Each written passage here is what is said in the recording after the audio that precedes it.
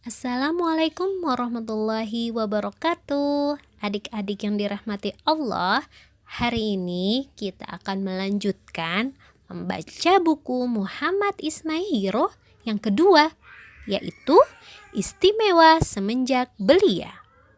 Bismillahirrahmanirrahim.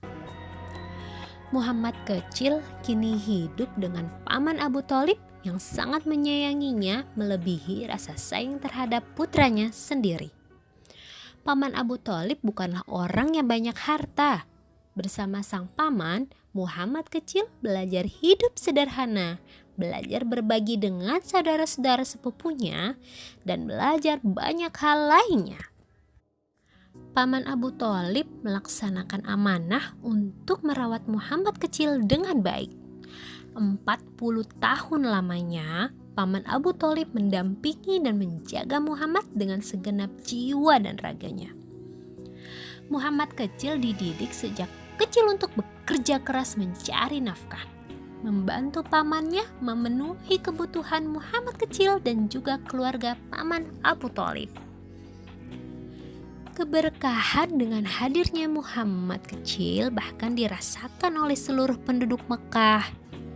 Mekah pernah diterpa kemarau sangat panjang. Para pembesar Quraisy meminta Paman Abu Thalib untuk berdoa. Beliau lalu membawa Muhammad kecil ke Ka'bah. Punggung mungilnya disandarkan ke Ka'bah dan atas izin Allah Subhanahu wa Ta'ala, hujan pun turun membasahi kota Mekah. Suatu hari, Paman Abu Thalib hendak pergi berdagang ke negeri Syam. Jauh sekali jarak Syam dari Mekah.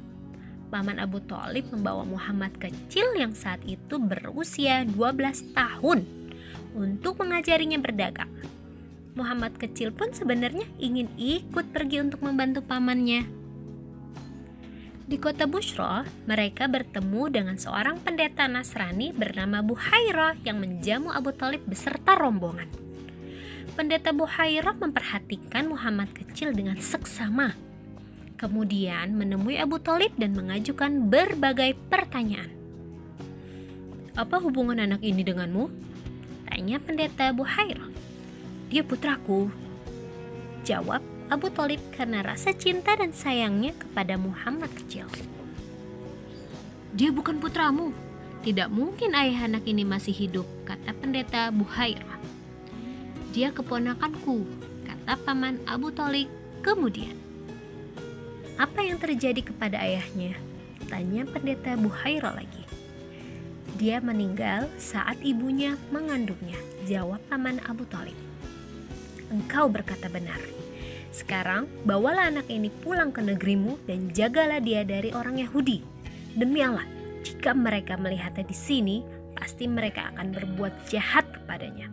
Ketahuilah, keponakanmu ini kelak akan memegang urusan yang sangat besar," pendeta Buhairah menjelaskan. Dia mendekati Muhammad kecil dan menggenggam tangannya sambil berkata, "Inilah pemimpin semesta alam. Inilah utusan Tuhan semesta alam. Inilah nabi yang akan diutus Allah untuk semesta alam." "Dari mana engkau tahu?" Paman Abu Thalib dan yang lain heran. Pendeta Buhairah menjawab, "Sungguh ketika kalian mulai mendekati Aqabah, semua batu dan pepohonan merunduk. Padahal batu dan pohon tidak akan bersujud kecuali di situ ada seorang nabi. Aku mengenali dia dari tanda kenabian di bawah tulang rawan bahunya. Kami mengerti tanda itu dari kitab suci kami." Sikap Buhairah menunjukkan bahwa para ahli kitab, termasuk Yahudi dan Nasrani, memiliki pengetahuan tentang kenabian Muhammad Rasulullah SAW beserta tanda-tandanya. Dari kitab-kitab terdahulu yang sangat dipahami Buhairah, dia tahu bahwa Muhammad SAW adalah nabi terakhir yang Allah Subhanahu wa Ta'ala utus. Abu Thalib pun menuruti apa yang dikatakan pendeta Buhairah dan membawa Muhammad kecil pulang. Hari-hari selanjutnya dilewati Muhammad kecil dengan bekerja keras membantu keluarga pamannya. Dia menjadi penggembala domba dan mendapatkan upah. Alhamdulillahirabbil alamin. Nah adik-adik, itu tadi cerita mengenai keistimewaan Nabi Muhammad SAW semenjak kecil. Insya Allah kita akan melanjutkan membaca buku ketiga Muhammad Ismail di part selanjutnya ya. Jangan lupa. Wassalamualaikum warahmatullahi wabarakatuh.